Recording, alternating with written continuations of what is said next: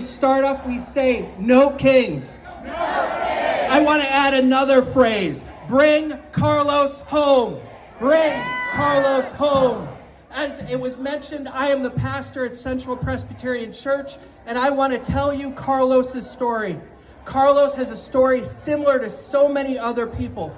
Around the age of 20, he left Mexico in search of a better place, in search of freedom, of fleeing gang violence and poverty. He made his way to a place we know and love, Westchester, Pennsylvania.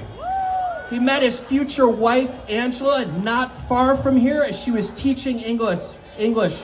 They fell in love, they married, they moved to Downingtown.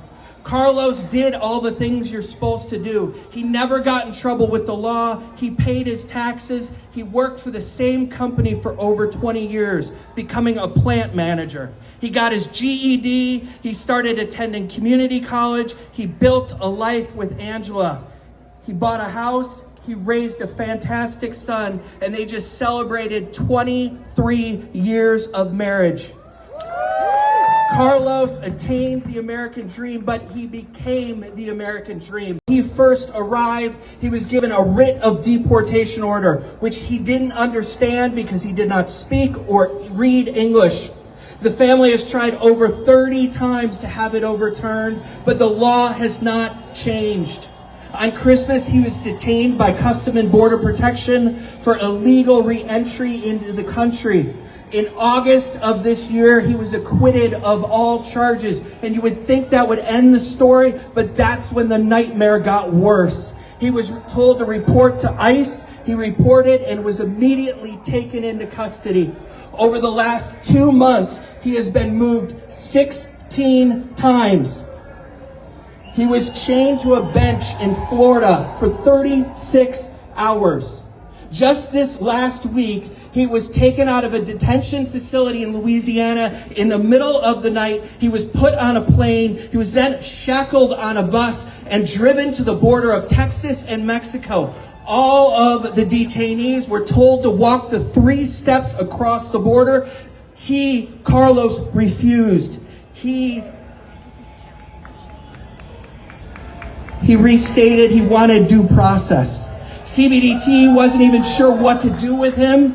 They discussed it, they put him back on the bus, and now he is in a detention facility. And so we say, no kings. No kings. We say, bring Carlos home. Bring Carlos home. Carlos' story is not unique. It's one that is repeated all over the nation. For far too long, laws and systems have benefited people who look like me, but have kept people of color bearing all the burdens and receiving none of the benefits. This is wrong on every level. Carlos has worked and worked and worked, and lately we've been hearing a lot about meritocracy. People earning things through merit. What I can tell you is every immigrant I have ever known is some of the hardest people working people I have ever known. Because they know how amazing the United States can be.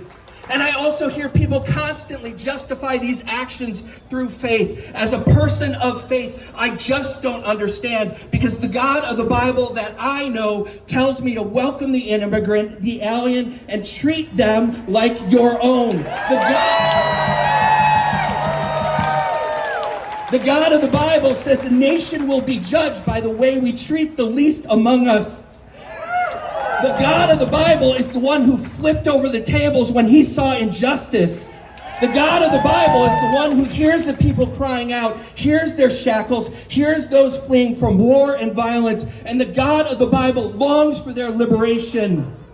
Contact your elected officials. Please support Carlos if you can through freecarlos.net. Support the more than 200,000 people who have been detained by ICE. Support those who are hiding in fear. Deliver food. Get involved, because this day we say no kings. No kings. We say bring Carlos home. Bring Carlos home. Thank you.